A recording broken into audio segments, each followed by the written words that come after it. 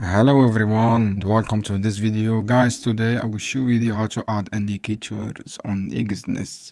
So guys, all this video is not financial advice, this is all educational video. So guys, let's get started. First guys, open Exness chart web trading.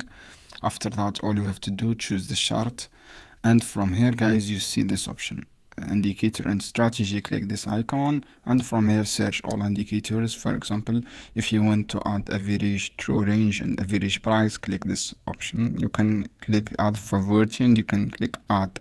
As you can see here, I added successfully average, this average price. This is how you can do guys to add. And if you example want to add a shop zone, click this one. As you can see here, this is the shop zone for indicator.